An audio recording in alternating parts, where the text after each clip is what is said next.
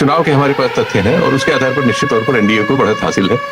आपस में जो तालमेल होता है वो सामने नजर नहीं आ रहा है, बल्कि एक दर्जन के आसपास सीटों पर ऐसी खबरें आ रही हैं कि मतलब इंडिया गठबंधन के ही लोग एक दूसरे के खिलाफ खड़े हुए हैं। और नीतीश जी का तो ट्रैक रिकॉर्ड है, 6 महीना इधर, 2 साल उधर, आधा साल इधर। अच्छा नागरिक, एक अच्छा परीक्षार्थी कौन होता है? जिसको ये पता हो ना कि भाई मेरी परीक्षा चल रही है। अब जिसकी परीक्षा नहीं चल रही है वो चदरा तान के सो जाए, अमेरिका चला जाए।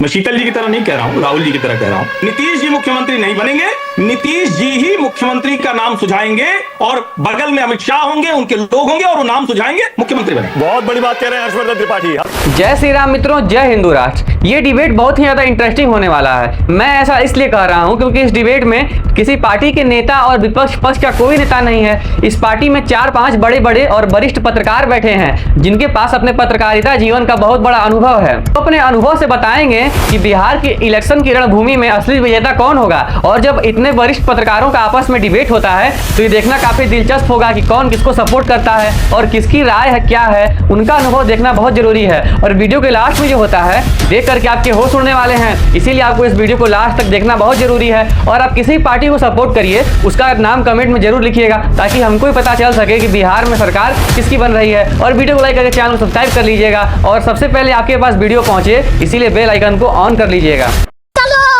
शीतल जी, अग्नि परीक्षा राहुल गांधी की ज्यादा है, नरेंद्र मोदी की ज्यादा है बिहार चुनाव में? अच्छा, तो दोनों की ही रहती ही है। चूंकि राष्ट्रीय स्तर पर इस तरह से विभाजन हो गया है, ये दो प्रमुख गठबंधन है आमने सामने। और ये सही है कि जो इंडिया नाम का गठबंधन है जिसमें कांग्रेस को बढ़त हासिल है और राहुल गांधी को करीब करीब स्वीकृति है उनके नेता होने की, घोषित नहीं है उस तरह से लेकिन है एक तरह से। लेकिन ये साबित है चुनाव दर चुनाव की ये थोड़ा ढीला ढाला गठबंधन है और अभी इसमें बहुत इसकी चूलें दुरुस्त करने की इनको जरूरत है। राज्यों में जो इनके सहयोगी लोग हैं उनके साथ इनका जो साहचर्य है वो उस तरह से मजबूत और सुसंगठित नहीं है जैसा एनडीए गठबंधन का है। बात तो सही है।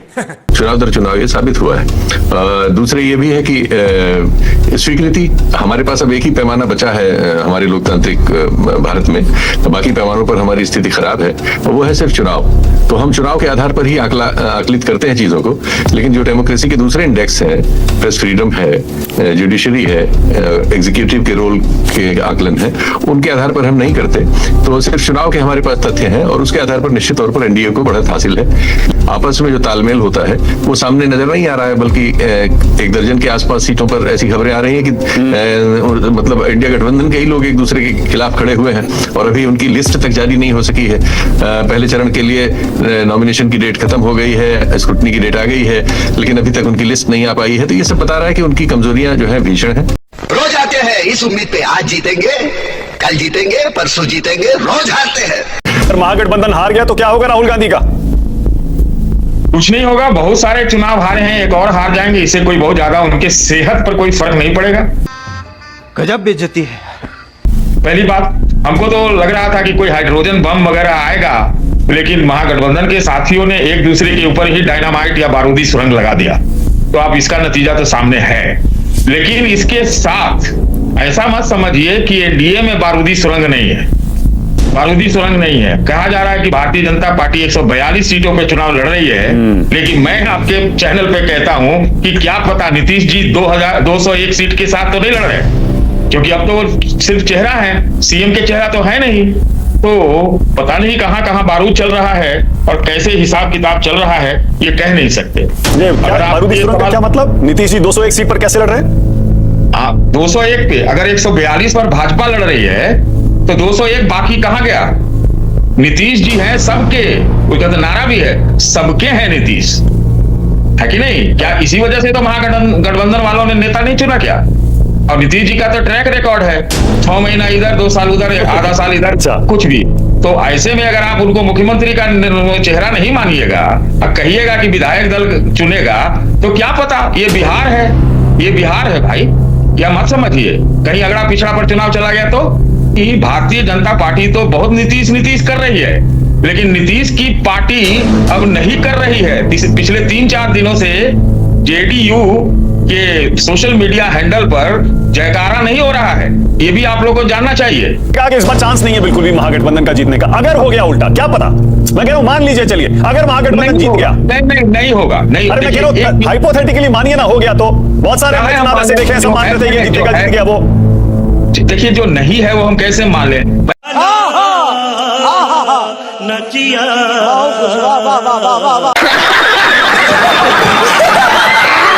उसी राज्य का हूं ना भाई, मैं वहीं का हूं, मैं जानता हूं कि क्या हो रहा है।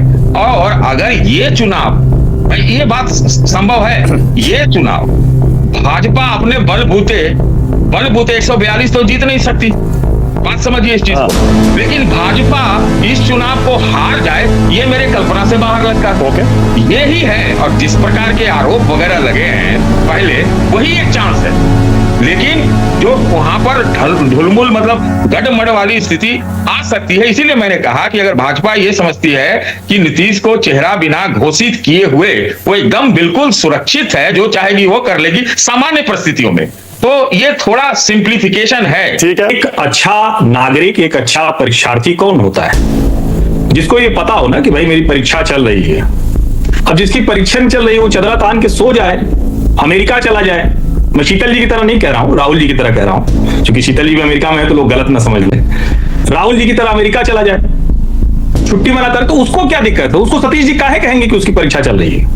इसको समझिए आप। नरेंद्र मोदी को, भारतीय जनता पार्टी को बहुत अच्छे से पता है कि इस देश में एक तंत्र है जो हर वक्त उनको परीक्षा में रखता है। वो तंत्र है। और आप सोचिए, ये भारत में लोकतंत्र कितना खूबसूरत है कि हम लोग सब अपने मन की बात कहते हैं, और हम ये कह सकते हैं कि लोकतंत्र बड़ा खतरे में है। लेकिन पता नहीं ये बोलते हुए हम ईमानदार रहते हैं या नहीं, या बेईमानी हमारी आदत में शामिल हो गई है। मैं कहता हूं बौद्धिक बेईमान सबसे ज्यादा है इस वक्त भारतवर्ष में। अगर अलग अलग सेंसस कराया जाए, सेंसस में एक कॉलम जो है वो इंटेलेक्चुअल फ्रॉड का रखा जाए, बौद्धिक बेईमानों का, तो वो सबसे ज्यादा संख्या में मिलेंगे दुनिया के किसी भी हिस्से से। क्योंकि जब हम डेमोक्रेसी के पैरामीटर्स की बात कर रहे हैं तो उसका सबसे बड़ा पैरामीटर क्या है? इलेक्शन। दूसरा पैरामीटर क्या है? किसी भी जगह पर डिबेट की फ्रीडम ऑफ एक्सप्रेशन है या नहीं। तीसरा, वीडियो को लास्ट तक देखते रहिए क्योंकि वीडियो के लास्ट में बहुत ही कुछ इंटरेस्टिंग होने वाला है। हो रहा है। चौथा पैरामीटर क्या है? दुनिया कैसे देख रही है। और पांचवा पैरामीटर क्या है? हम जिन मूल्यों को लेकर चलते हैं, यानी किसी देश का एक स्व होता है ना, एक अपना आत्मबल होता है, उस पर हम आगे बढ़ पा रहे हैं। इन 5 पैमानों पर देखिए आज भारत सबसे खूबसूरत स्थिति में। और अभी तो रुको, क्लाइमैक्स अभी बाकी। नरेंद्र मोदी, निश्चित तौर पर नरेंद्र मोदी तो 2001 से परीक्षा दे रहे हैं, 2001। मौत का सौदागर उनको सोनिया जी ने 2007 में कहा था, मौत का सौदागर। सोचिए जरा, जिनके पति के वो वाला बयान कि बड़ा पेड़ गिरता है धरती हिलती है, हजारों सिखों का नरसंहार हो गया, जिनके पति के शासनकाल में वॉरेन एंडरसन भाग गया भोपाल से, वो भी एक नरसंहार था, अमेरिकी को भगा दिया अमेरिकी दबाव में। वो मौत का सौदागर किसको कहती है? नरेंद्र मोदी को कहती है, जिसके समय में दंगे होने ही बंद हो गए देश भर, गुजरात से लेकर। तो परीक्षा तो निश्चित तौर पर होगी, लेकिन बिहार के चुनाव को मैं फिर कह रहा हूं, बिहार किसी की परीक्षा नहीं है मानिक जी, ना नरेंद्र मोदी की, ना राहुल गांधी की। नरेंद्र मोदी तो Hyderabad greater Hyderabad municipal corporation के चुनाव में भी ऐसे ही ताकत लगाते, वो तो आदती है, काम की आदती है ना। लेकिन राहुल भैया को सोचिए ना, एक तो एजेंडा खिसका दिया, बौद्धिक बेईमानों के चक्कर में वोट चोरी चिल्लाने लगे। ये जानते हैं राहुल जी का आइडिया नहीं है, ये कम्युनिस्ट बौद्धिक बेईमान जो है उनका आइडिया था। उन्होंने कहा वोट चोरी करो, बड़ा मजा आएगा। हम दुनिया के उस देश में गए थे, वहां बड़ा लोग सड़क पर आ गए, वो जेनजी आ गए, जेन वाई आ गए, जेन एक्स आ गए, फंस गए बेचारे राहुल। उस पर सैम चाचा ने उनको कुछ समझा दिया। अरे बाप रे, ये तो धोती खोल रहा है। अब सोचिए, जो तेजस्वी अच्छी लड़ाई लड़ रहे थे, और मैं ये मानता हूं, मैं ये तब भी कह रहा था कि ये पूरा चुनाव सिर्फ और सिर्फ तेजस्वी के इर्द गिर्द है, ये और किसी के इर्द गिर्द नहीं है। कोई भी अगर और कुछ देख रहा है तो शायद वो बिहार को ठीक से समझ नहीं रहा। ये तेजस्वी के इर्द गिर्द चुनाव। नीतीश जी मुख्यमंत्री नहीं बनेंगे, हाँ, और नीतीश जी ही भारतीय जनता पार्टी के मुख्यमंत्री का नाम घोषित करेंगे, फिर आपके साथ राष्ट्र की बात में आएगी। चलिए दोनों भाई इसको रिकॉर्ड कीजिए, नीतीश जी मुख्यमंत्री नहीं बनेंगे, नीतीश जी ही मुख्यमंत्री का नाम सुझाएंगे, और बगल में अमित शाह होंगे, उनके लोग होंगे, और वो नाम सुझाएंगे, मुख्यमंत्री बनेंगे। बहुत बड़ी बात कह रहे हैं हर्षवर्धन त्रिपाठी। हर्षवर्धन जी, बहुत, या तो आपको कोई अंदर की जानकारी है, या तो आपको किसी ने बताया है कि जेडीयू बीजेपी में और एनडीए के सहयोगियों में डील हो चुकी है कि नीतीश जी सीएम नहीं बनेंगे, उनको राज्यपाल, उपराष्ट्रपति, राष्ट्रपति या फिर कुछ और भरोसा दिया जाएगा, रिटायरमेंट का उनका प्लान सेट कर दिया जाएगा, और बीजेपी का सीएम आ जाएगा, और जेडीयू भी नहीं टूटेगी, सब एकदम हैप्पी एंडिंग हो जाएगा, एकदम बढ़िया।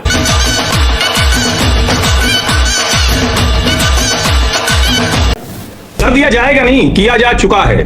पॉलिटिकल पार्टीज की तो जो है वो है, लेकिन चुनाव आयोग की जो निष्पक्षता है, उनकी जो अग्नि परीक्षा है, वो सबसे ज्यादा स्टेक पर है। और इस बीच इलेक्शन कमीशन का एसआईआर जो है, जो उन्होंने बोला है कि वो आगे के पूरे देश में कराएंगे, 5 स्टेट्स का इलेक्शन बस ये बिहार खत्म होते अनाउंस हो जाएगा और फरवरी में पूरा कार्रवाई शुरू हो जाएगी, बंगाल आसाम समेत। तो इलेक्शन कमीशन के लिए जो एसआईआर की जो पॉलिसी है उसको आगे बढ़ाना, सुप्रीम कोर्ट से इसका जो नतीजा आएगा और उस पर इस इलेक्शन के नतीजे, ये तमाम चीजें जो है उससे निर्धारित होगा कि चुनाव आयोग के ऊपर भविष्य में अब लोग शक की निगाह से देखेंगे कि चुनाव आयोग निष्पक्षता से काम करता हुआ दिखेगा। तो ये अग्नि परीक्षा मेरे ख्याल से तो ज्ञानेश कुमार की सबसे ज्यादा है। 2014 से 24 के बीच 62 विधानसभा चुनाव रविंदर हुए हैं और इन 10 सालों में 47 विधानसभा चुनाव कांग्रेस पार्टी हारी है, सिर्फ 15 जीती है।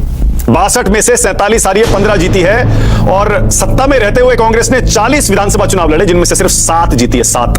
कि आपने जो क्वेश्चन सेट किया है ना, 2 लोगों के नाम लिखे हैं, उसमें एक व्यक्ति अग्नि में अभी उतरना उनका शेष है, इसलिए मैं उनके बारे में नहीं कह सकता कि श्रीमान राहुल गांधी की ये अग्नि परीक्षा होगी या नहीं होगी, क्योंकि अग्नि में उतरते ही उसकी दाह महसूस करते हुए उन्होंने पांव पीछे खींच लिए हैं अभी। तो आने वाले समय में इस प्रश्न का उत्तर मैं दे पाऊंगा कि श्रीमान राहुल गांधी की अग्नि परीक्षा होगी कि नहीं होगी, लेकिन नरेंद्र मोदी की अग्नि परीक्षा बिल्कुल होगी। और मैं हर्षवर्धन जी से सहमत हूं कि हर चुनाव उनके लिए अग्नि परीक्षा समान ही होता है, क्योंकि वो किसी एक ऐसे विरासत को रिप्रेजेंट नहीं करते हैं जहां की सत्ता तो आएगी ही टाइप उनके पास होता है। मैं तो महागठबंधन करने में भी पुनर्विचार करता हूं कि मुझे करना चाहिए या नहीं करना चाहिए, क्योंकि महा का महा तो हट गया, तो गठबंधन भी है कि नहीं है पता नहीं। नीतीश जी के सामने अब कोई चॉइस नहीं होगी। अगर बीजेपी जीतने के बाद ये कहे नीतीश जी अब आप उपराष्ट्रपति या राज्यपाल कहीं बन जाइए और बीजेपी का सीएम आने दीजिए, इतनी आसानी से मान लेंगे नीतीश जी? बिहार में अभी हमें यही लग रहा है कि महागठबंधन ने अपना जो एज उसको मिल रहा था 20-21 साल की इनकम्बेंसी के खिलाफ, उसको खो दिया है। ये तो नजर आ रहा है टिकटों के बंटवारे को लेकर, आपस में तालमेल न होने को लेकर, एक दूसरे के खिलाफ लड़ने को लेकर, अभी तक सीटों का अनाउंसमेंट न कर पाने को लेकर उसने वो एज खोया है। इस तरह से वो लोग चुनाव का ये संचालन कर रहे हैं, वो मतलब लोगों को ये विश्वास नहीं दिला पाता कि वो जीतने के लिए लड़ रहे हैं, या वो इस चुनौती को उस तरह से ले रहे हैं जैसा वो अपने भाषणों में कहते हैं, या जैसा उनके द्वारा पेश किया जाता है कि खतरा क्या क्या है, तो ऐसा वो करते हुए नहीं नजर आ रहे हैं। यही हम कह सकते हैं एक पत्रकार के तौर पर कि हम उसकी मीमांसा कर सकते हैं, लेकिन उनको सलाह दें या उनको ठीक हो गलत बताइए, उनका अपना काम हो, फेल हो पास हो, जो होंगे वो हम कहेंगे आपके दर्शकों। अच्छा ठीक है, मैं घुमा के पूछता हूं, नरेंद्र मोदी का ग्राफ शीतल जी देश में चढ़ रहा है या गिर रहा है लोकसभा चुनाव के बाद से? हमारे पास इसको आंकने के जो माध्यम होते हैं वो सर्वेक्षण है।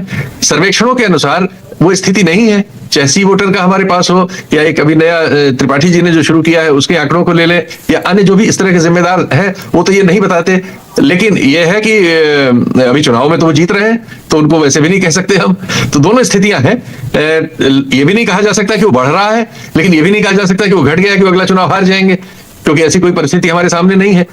तो मित्रों कैसा लगा आपको हमारा ये वीडियो? तो ऐसे ही और भी इंफॉर्मेटिव और इंटरेस्टिंग वीडियो के लिए आप हमारे वीडियो को लाइक करके चैनल को सब्सक्राइब कर लीजिएगा और बेल आइकन ऑन कर लीजिए, ताकि ऐसा वीडियो आपके पास सबसे पहले पहुंच सके। आपसे मिलते हैं अगले वीडियो में, तब तक के लिए जय हिंद।